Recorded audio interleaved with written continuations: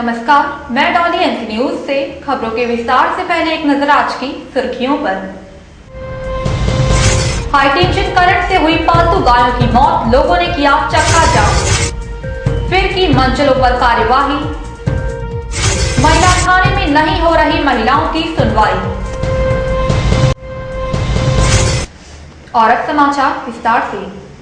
सिंधिया नगर पहाड़ी पर high tension बिजली की लाइन टूटने से 5 पालतू गायों की मौत हो गई और पूरे क्षेत्र की लाइट चली गई, जिससे गुस्साए क्षेत्रवासियों ने सिंधिया नगर स्थित रेलवे फाटक तथा पटरियों पर गायों के शवों को रखकर प्रदर्शन कर किया चक्का जाम। सिंधिया नगर पहाड़ी पर हाई टेंशन बिजली की लाइन टूटने पर 5 पालतू गायों की मौत हो गई। लोगों के घरों में टीवी, फ्रिज और बिजली के अन्य उपकरण फूंक गए। बिजली उपकरणों में हुए जोरदार ब्लास्ट से लोगों में हड़कंप मच गया।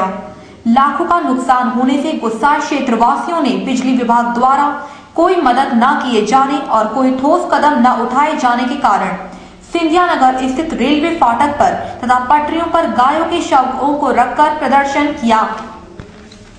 प्रदर्शन के दौरान उस रूट से निकलने वाली कई ट्रेनों को रोका गया और रेलवे यातायात प्रभावित रहा। इस कारण रेलवे की अर्थव्यवस्था भंग होती नजर आई। प्रदर्शन के दौरान बरौनी मेल, ग्वालियर इंदौर इंटरसिटी, समता एक्सप्रेस, मालगाड़ी आदि ट्रेनों को रोक दिया गया, जिससे काफी यात्रियों को परेशानियों का सामना करना पड़ा। प्रदर्शन के दौरान पुलिस कर्मी भी वहां पहुंच गए तथा पुलिस कर्मियों व रेलवे कर्मचारियों द्वारा प्रदर्शन कर रहे क्षेत्रवासियों को वहां से हटा दिया गया। मेरा ये सिंधिया नगर कॉलोनी में करंट से 5 गायों की आज मृत्यु हो गई। तो इसकी सूचना हमने संबंधित अधिकारियों और कर्मचारियों को दी, लेकिन घटनास्थल पर प्रशासन का कोई अमला घटनास्थल पर नहीं आया। इस कारण से यहाँ पर चक्का जाम करने का लोगों ने, क्षेत्रीय नागरिकों द्वारा यहाँ पर चक्का जाम किया गया है। तो हमारा प्रशासन से यही कहना है, अगर समस्या का समाधान नहीं कर सकते हैं आप, तो घटनास्थल पर कम से कम आपको आना चाहिए। सांत्वना के तौर पे पीड़ित परिवार है जो उनका गाय जिसके मालिक है, गाय के परिवार वालों को उसका उचित मुआवजा दिलवाना चाहिए। तो कितने घरों में करंट फैला और कैसे? वहाँ पर कम से कम 4 करंट, ये 35 kV की जो लाइट थी, जो हाई टेंशन लाइट निकलती है ऊपर से, उससे करंट तार टूट करके जमीन पर गिरा। 40 घरों पे घर के लोग उससे प्रभावित हुए और वहाँ पर घटनास्थल पर 5 गायों की मृत्यु हो चुकी है। लेकिन आक्रोशित क्षेत्रवासियों ने पुनः चंद्रवदनी नाका चौराहे पर गायों के शवों को रखकर प्रदर्शन कर चक्का जाम किया और वहां से निकलने वाली गाड़ियों को रोका, जिससे क्षेत्र में यातायात बाधित होने से जाम की स्थिति बन गई। क्षेत्रवासियों द्वारा किए जा रहे प्रदर्शन के बावजूद भी बिजली विभाग द्वारा कोई ठोस कदम नहीं उठाया गया और न ही किसी प्रकार की मदद की गई। वहीं प्रदर्शन कर रहे लोगों की मांग थी कि उन्हें मुआवजा दिया जाए, लेकिन इस पूरे मामले को देखकर कहा जा सकता है कि बारिश ने बिजली विभाग की पोल खोलकर रख दी है। सिंधिया नगर पहाड़िया पे आज बारिश के कारण सिंधिया नगर पहाड़िया पे कोई बिजली के खंभे से करंट के कारण कोई जानवर खत्म हो गए थे, जिसमें मवेशी जो है, भैंस, गाय। तो उसके कारण जनता ने उस आक्रोश में आके जो है यहाँ रेल रोकने का प्रयास किया और जैसे ही खबर मिली हम लोग पुलिस जो है तत्काल मौके पे आई और उनको जनता को समझा बुझा के गायों को हटवा के जो है वहाँ से हटवाया गया और विश्वविद्यालय क्षेत्र की भी पुलिस आ गई थी वहाँ मौके पे। रेलवे ट्रैक पे ट्रेन को रोका जनता ने, उसको जनता को समझाया। उसके बाद में ट्रेन को अरे 2-5 मिनट 10 मिनट की नहीं 3 गाड़ी रोकी गई, तो 10-20 मिनट जनता ने उद्यम किया और जनता को समझा बुझा के और ट्रेनों को जाने दिया कि भाई जो बिजली विभाग को बताया गया है कि भाई तुम्हारी अगर कोई इसमें गलती है उसको देखो, जाके ठीक कराओ लाइट को, ये मामला है। और जनता ने यहाँ कोई ऐसा उपद्रव भी नहीं हुआ। हाँ, ट्रेन को रोका है। नहीं, 1-2 ट्रेनें रुकी हैं। हाँ, तो 2 गाड़ी रुकी हैं, उनको जनता को समझा के जाके जाने दिया। शहर की सड़कों के खस्ता हाल और जन समस्याओं को लेकर आज होने वाली परिषद की बैठक 5 सितंबर तक के लिए हुई स्थगित। भाजपा पूर्व वन राज्य मंत्री दिलीप सिंह जेदू के निधन और राज्यपाल राम नरेश यादव की धर्मपत्नी तथा संत कृपाल सिंह की मां के निधन के चलते आज होने वाली परिषद की बैठक मृतकों की आत्म शांति के लिए मौन धारण करते हुए आगामी 5 सितंबर तक के लिए स्थगित कर दी गई। देखिए, विश्वास जीतने के बाद ये मेरी वास्तव में पहली परिषद है और सभी मेरे पार्षद सम्मानीय हैं परिषद का संचालन नियम अनुसार होता है और निश्चित रूप से आज इनने विपक्ष के लोगों ने अव्याचित बैठक लगाई है। 8 बिंदु हैं, नियम अनुसार चर्चा होगी और जो भी निर्णय होगा उसे नियम अनुसार किया जाएगा। और मैं तो सभी को बहुत बहुत साधुवाद और बधाई दूंगा कि मुझे विश्वास दिलाकर उन्हें जिंदा किया है। ये सभी पार्षद धन्यवाद के पात्र हैं। सभापति ब्रजेंद्र सिंह जादौन द्वारा बैठक की अगली तिथि 5 सितंबर को सर्वसहमति से तय न करते हुए अपनी मर्जी से तय करने पर विपक्ष भड़क गया और जमकर बहस हुई। इस दौरान विपक्षी पार्षद शम्मी शर्मा ने कहा कि सभापति दोनों पक्षों की मर्जी से निर्णय न लेते हुए अपनी मर्जी से निर्णय लेते हैं, इसलिए नेताओं के आगे हाथ जोड़ते फिरते हैं। गौरतलब है, आज की बैठक शहर की सड़कों की जर्जर स्थिति, जन समस्याओं तथा हजीरा अतिक्रमण में पीड़ित दुकानदारों के मुद्दे पर होनी थी।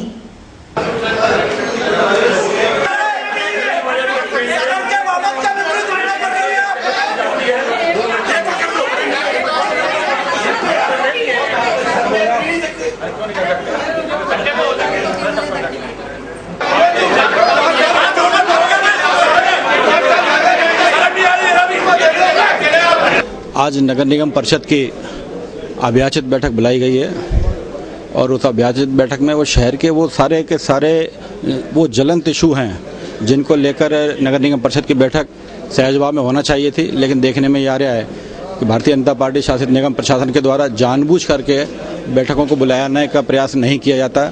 वो जो जानते हैं कि अगर परिषद की बैठक होगी तो उसमें निश्चित रूप से जो उनकी जो कमियां हैं उन कमियों को उजागर करने का मौका बीजेपी कांग्रेस के मिलेगा। पुलिस प्रशासन द्वारा लड़कियों की सुरक्षा हेतु चलाए जा रहे मजनू अभियान के अंतर्गत आज एक बार फिर महिला थाना प्रभारी ने मंचलों पर की कार्यवाही। स्कूल तथा कॉलेज आने जाने वाली छात्राओं के साथ हो रहे हादसों को देखकर छात्राओं की सुरक्षा हेतु पुलिस प्रशासन द्वारा मजनू अभियान चलाकर शहर के गर्ल्स कॉलेजों तथा विद्यालयों के बाहर खड़े मंचलों पर कार्यवाही की जा रही है। इस अभियान के अंतर्गत आज महिला थाना प्रभारी रुचिका चतुर्वेदी ने केआरजी कॉलेज और पद्मा विद्यालय के बाहर अनावश्यक तौर पर खड़े लड़कों को पकड़कर उनके खिलाफ कार्यवाही की तथा उनसे पूछताछ कर उन्हें वहां से हटाया। गौरतलब है कि पुलिस द्वारा चलाए जा रहे अभियान से शहर की लड़कियां खुद को सुरक्षित महसूस कर रही हैं।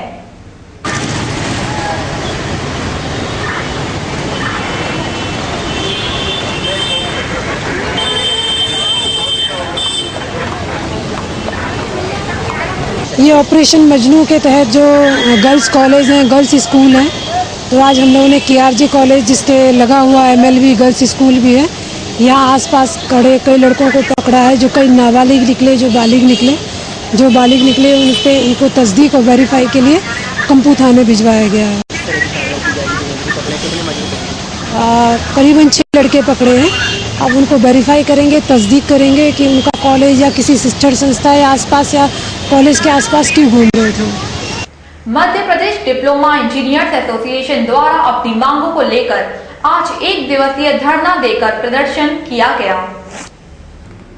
प्रदर्शन कर रहे डिप्लोमा इंजीनियर्स का कहना है कि उनके द्वारा पिछले 2 सालों से अपनी मांगों को लेकर सरकार से अनुरोध किया जा रहा है, लेकिन सरकार द्वारा अभी तक मांगों के संबंध में कोई कार्यवाही नहीं की गई, जिसके चलते आज प्रदर्शन कर रहे इंजीनियरों की मांग है कि लोक निर्माण विभाग द्वारा कैबिनेट के माध्यम से कम किए गए पदोन्नति कोटे को यथावत पूर्वानुसार डिप्लोमाधारी उपयंत्रियों के लिए 50% तथा डिग्रीधारी उपयंत्रियों के लिए 20% किए जाने पर कार्यवाही की जाए तथा मध्य प्रदेश के उपयंत्रियों को प्रारंभिक वेतनवार में ग्रेड वेतन 4200 रुपए एवं प्रथम उच्चतर समयमान में केंद्र एवं अन्य राज्यों की तरह 4800 रुपए स्वीकृत किए जावे एवं 20 वर्ष की सेवा पूर्ण होने पर द्वितीय उच्चतर वेतनमान में कार्यरत उपयंत्रियों को अतिरिक्त यंत्री का पदनाम दिया जावे और सहायक यंत्री एवं उपयंत्री संवर्ग की सेवानिवृत्ति आयु 62 वर्ष की जाए।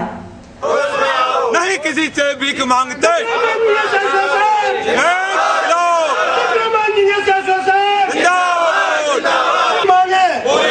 हमारी मांगे पूरी हो। शिवराज सिंह होश में आओ, शिवराज सिंह होश में आओ, शिवराज सिंह होश में आओ। बी बन जस्टिस, बी बन जस्टिस, बी बन जस्टिस। प्रदर्शन कर रहे संघ के कार्यकर्ताओं ने सरकार को चेतावनी देते हुए कहा कि यदि उनकी मांगों पर जल्द ही कोई उचित कार्यवाही नहीं की गई तो समस्त उपयंत्री वर्ग द्वारा आगामी समय में उग्र आंदोलन किया जाएगा। हाँ, मोतीमहल प्रांगण में सांकेतिक धरना कार्यक्रम Madhya Pradesh diploma engineer association की 5 सूत्रीय मांगों के संबंध में रखा गया है। प्रथम मांग हमारा पे ग्रेड 3200 से 4200 के संबंध में है। द्वितीय मांग हमारी संविदा व कार्यवारित स्थापना में कार्यरत उपयंत्रियों को नियमित करने के संबंध में है। तीसरा, 20 वर्ष की सेवा अवधि पूर्ण होने पर अतिरिक्त सहायक यंत्री का पदमान। और चौथी जो हमारी मांग है, सहायक यंत्री से उपयंत्री संवर्ग में पदोन्नत कोटा जो कम किया गया है उसको वर्ष 98 के अनुसार यथावत करने के संबंध में है। वह 62 वर्ष की आयु भी लागू की जाए। हम निरंतर संघर्षरत हैं। वर्ष 2008 में माननीय मुख्यमंत्री ने मंत्रालय पर घोषणा की थी कि केंद्र में जो भी आपको पे ग्रेड दिया जाएगा, जस का तस दिया जाएगा, लेकिन वो लागू नहीं हुआ। इससे उपयंत्री संवर्ग में रोष व्याप्त है। दहेज प्रताड़ना व घरेलू हिंसा के आवेदनों पर कार्यवाही करना तो दूर, अब तो आवेदन लेने से भी कतरा रहा है महिला पुलिस थाना। महिला पुलिस थाना नाम का ही महिला थाना बनकर रह गया है।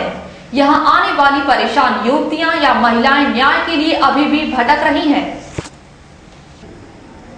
सिंधी कॉलोनी में रहने वाली शालू मौर्य की शादी करीब 1.5 साल पहले मुरार रामलीला मैदान के सामने रहने वाले सौरभ मौर्य से हुई थी। शालू आज अपने पति सौरभ के खिलाफ महिला थाने में रिपोर्ट दर्ज कराने पहुंची थी। शालू का कहना था कि उसके पति सौरभ द्वारा शादी के बाद से लगातार 1 लाख रुपए व 2 पहिया वाहन की मांग की जा रही है।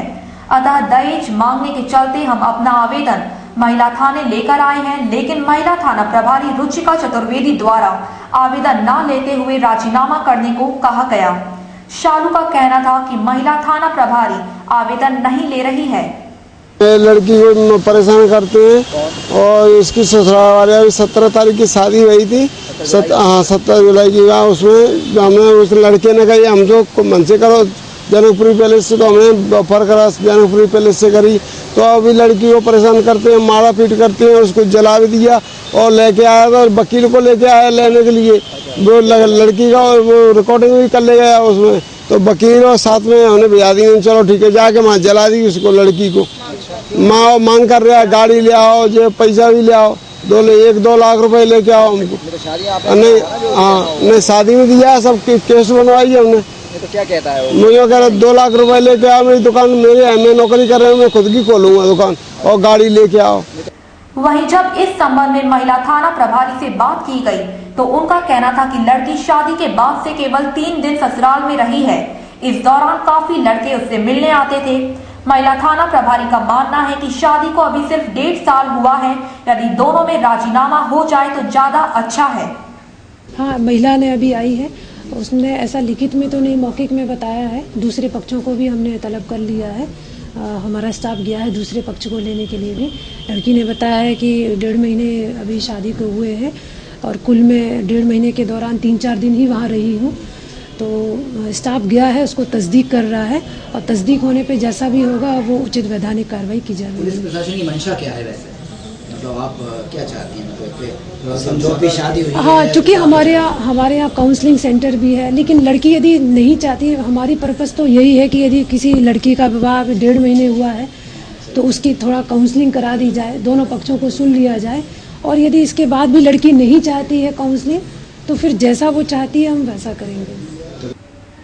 पूरे मामले को देखकर ऐसा लगता है कि महिला थाने में रिकॉर्ड शिकायतें कम दर्ज कराने हेतु आवेदन न लेते हुए राजीनामा कराने पर ज्यादा महत्व दिया जा रहा है तथा कहीं न कहीं से लड़के के पक्ष में महिला थाना नजर आ रहा है।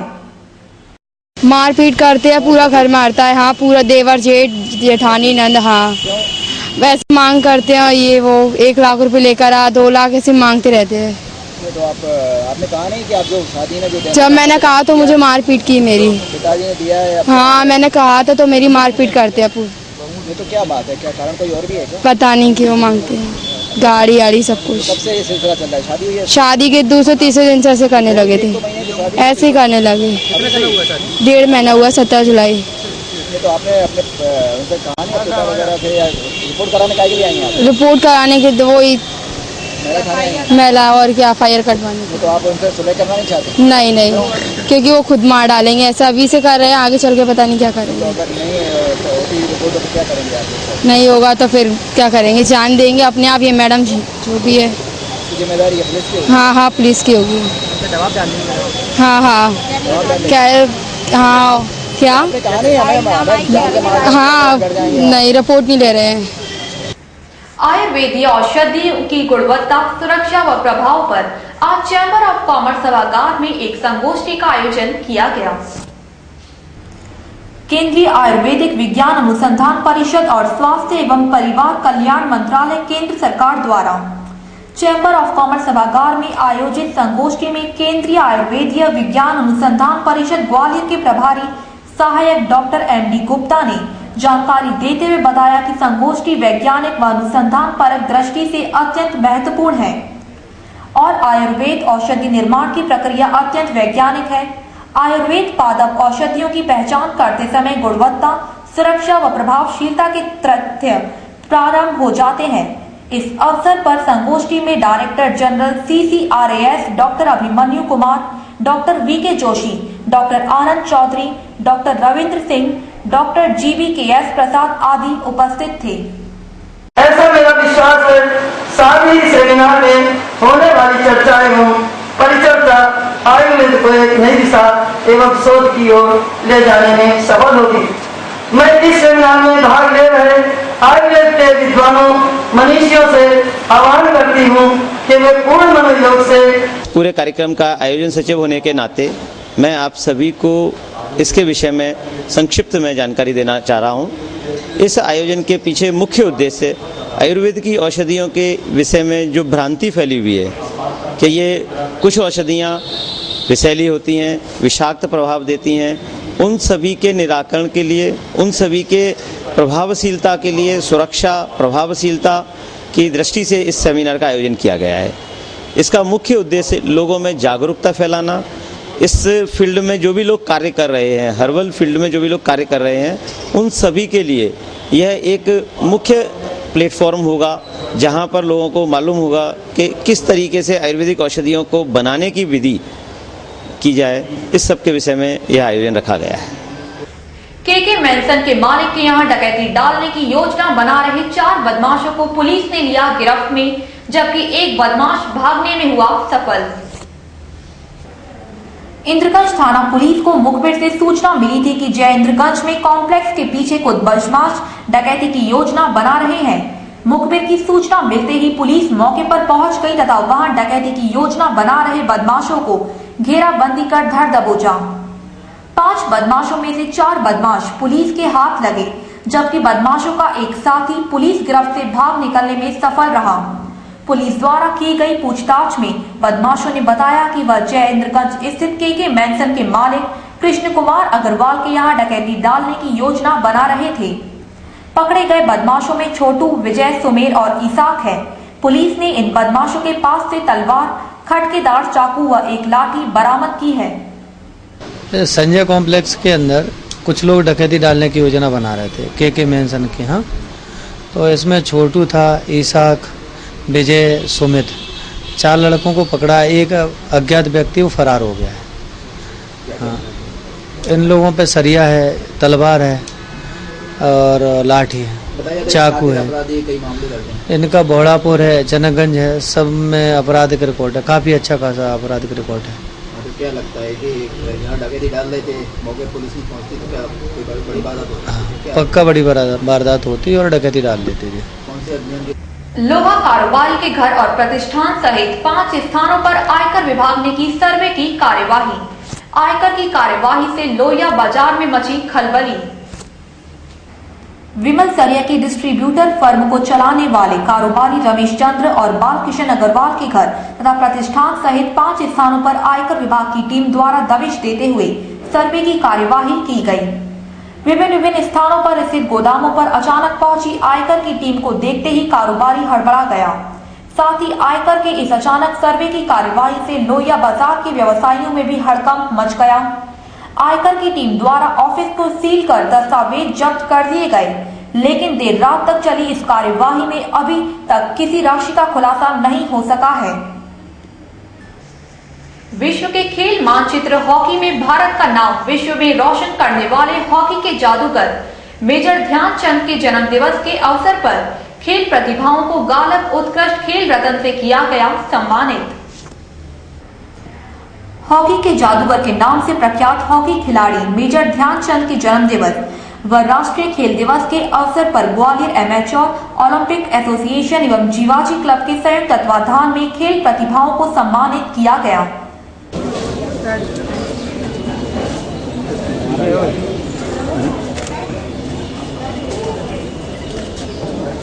अगर खबर वापसी से दुनिया के लिए हमेशा आप जहाँ कहीं भी बुलाए जाते हैं पूरी अपनी रिपोर्टिंग करते हैं।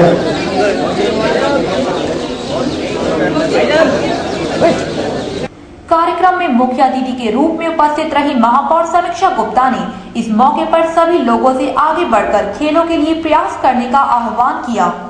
खेल प्रतिभाओं को सम्मानित करने के बाद उन्होंने कहा कि हम सभी को नई प्रतिभाओं को मिलजुल कर आगे बढ़ाना चाहिए।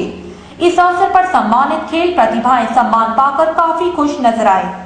उनका कहना था कि यह सम्मान करियर में काफी सहायता करते हैं। कार्यक्रम में मेजर ध्यानचंद के साथ 1964 में हॉकी खेल चुके हाजी अब्दुल इज्जाक को लाइफ टाइम अचीवमेंट से सम्मानित किया गया। ग्वालियर एमेच्योर ओलंपिक द्वारा हॉकी के जादूगर मेजर ध्यानचंद जी के जन्म दिवस 29 अगस्त को आज हमने यहाँ जीवाजी क्लब के संयुक्त तत्वाधान में 45 खिलाड़ी, 10 प्रशिक्षक, 5 खेल प्रशासक एवं 10 विभिन्न खेलों के क्षेत्र में पत्रकारिता करने वाले हमारे साथियों का सम्मान किया। मुझे कल भोपाल में कराटे के एकलव्य पुरस्कार से सम्मानित किया गया और आज यहाँ मेरा मतलब उसी के एकलव्य पुरस्कार के उसमें मेरे को आज यहाँ सम्मान किया गया। मेरे को बहुत अच्छा लग रहा है कि मतलब बहुत खेल स्पोर्ट्स को बहुत बढ़ावा वगैरह दिया जा रहा है। ये बहुत अच्छी बात है। कराटे का क्या फ्यूचर है आपको? कराटे में फ्यूचर तो बहुत है। नेशनल गेम्स में कराटे है, एशियन गेम्स में कराटे है, तो मतलब आगे बहुत फ्यूचर है कराटे। आज मेजर ध्यान सिंह जी जो कि हॉकी के जादूगर थे, उनका जन्म दिवस है और आज खेल दिवस के रूप में ये आयोजन हुआ और जीवाजी क्लब और एमेच्योर संस्था के माध्यम से सभी को सम्मानित किया गया। ये हम सब के लिए गौरव की बात है कि आज उनके जन्म दिवस पर हमारे खेल हर खेलों में जो प्रतिभावान छात्र हैं, छात्राएं हैं या जो हमारे सीनियर सिटीजन उन सभी को आज यहाँ सम्मानित किया गया। इस मौके पर मैं बहुत सारी शुभकामनाएं दूंगी, लेकिन मैं आप सभी के माध्यम से भी, क्योंकि हम सबकी जवाबदारी है कि जो आज मंच से बातें कही हैं, क्योंकि हम युवाओं को, बच्चों को, सभी को प्रेरणा देते हैं कि आप आगे बढ़िए किसी भी क्षेत्र। और हम ये नगर निगम की ओर से भी काफी प्रयास कर रहे हैं कि बच्चों को खेलों में किसी भी तरीके का खेल हो, नगर निगम उसमें भागीदारी दे और वो बच्चे आगे जाएं, जाकर देश में नाम रोशन करें। तो इस तरीके की हम सब मिलकर एक जो यहाँ आज मांग रखी गई है, मेरा सभी से निवेदन है आपके माध्यम से कि हम सब आगे भविष्य में बच्चों के लिए जरूरी है कि हम एक खेल कैंपस ऐसा बनाएं कि बच्चों के लिए भविष्य में और आने वाली पीढ़ियों के लिए एक यादगार रहे। 1 सितंबर को मुरैना में आयोजित होने वाली महासभा के लिए कांग्रेस कार्यालय में आज संभाग स्तरीय बैठक का आयोजन किया गया। शिंदे की छावनी स्थित कांग्रेस कार्यालय में आज संभाग स्तरीय बैठक का आयोजन किया गया। यह बैठक विधायक लाखन सिंह, इमरती देवी, प्रद्युमन सिंह तोमर व ग्रामीण अध्यक्ष मोहन सिंह राठौर व कांग्रेस शहर जिला अध्यक्ष दर्शन सिंह के नेतृत्व में आयोजित की गई। बैठक में 1 सितंबर को मुरैना में आयोजित होने वाली विशाल महासभा की तैयारियों पर चर्चा की गई। साथ ही महासभा को सफल बनाने के लिए भी चर्चा की गई। 1 सितंबर को आयोजित होने वाली इस महासभा के मुख्य अतिथि केंद्रीय मंत्री ज्योतिरादित्य सिंधिया होंगे। साथ ही इस महासभा में कांग्रेस के प्रदेश स्तर के नेता भी शामिल होंगे।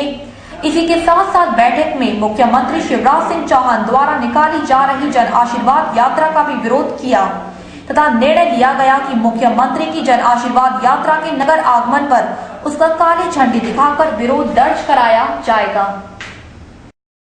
1 तारीख को जनाक्रोश महारैली महासभा जो मुरैना में हो रही है, हमारा शहर और ग्रामीण दोनों क्षेत्रों से हजारों की संख्या में हमारा कांग्रेस जन और क्षेत्र की जनता उसमें भाग लेगी। और हम आपको विश्वास दिलाते हैं ये भारतीय जनता पार्टी की ताबूत में अंतिम कील होगी।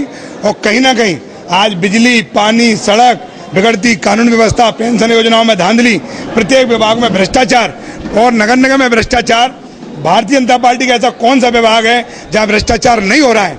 ये सारे भ्रष्टाचारों की पोल खोली जाएगी और उस मंच के ऐलान होगा कि 2013 में नवंबर में हम प्रदेश और शहर और ग्रामीण की सम्मानित जनता के साथ मिलकर के इस भारतीय जनता पार्टी की सरकार को उखाड़ फेंकेंगे।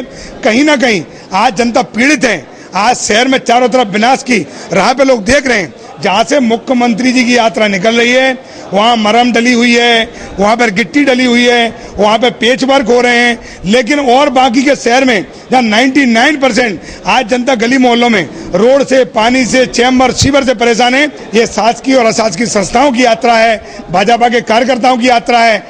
और कहीं ना कहीं जो इनके अधिकारियों कर्मचारियों को लगा रखा है, आम जनता इनके कहीं जनाशीर्वाद में इनको आशीर्वाद देने नहीं जा रही है।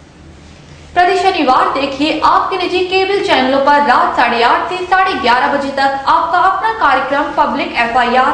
अगर आप भी चाहते हैं अपने प्रतिनिधि से सवाल पूछना या चाहते हैं कि आपका प्रतिनिधि भी कटघरे में हो खड़ा, तो आप अपना प्रश्न SMS के माध्यम से भेज सकते हैं इस नंबर पर 9826726901 आपके अपने कार्यक्रम पब्लिक FIR में।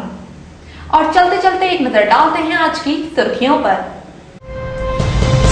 हाई टेंशन करंट से हुई पालतू गायों की मौत, लोगों ने किया चक्का जाम। फिर की मंजिलों पर कार्यवाही। महिला थाने में नहीं हो रही महिलाओं की सुनवाई। आज के समाचार अब यहीं समाप्त होते हैं। कल फिर मिलेंगे नई खबरों के साथ। तब तक के लिए नमस्कार।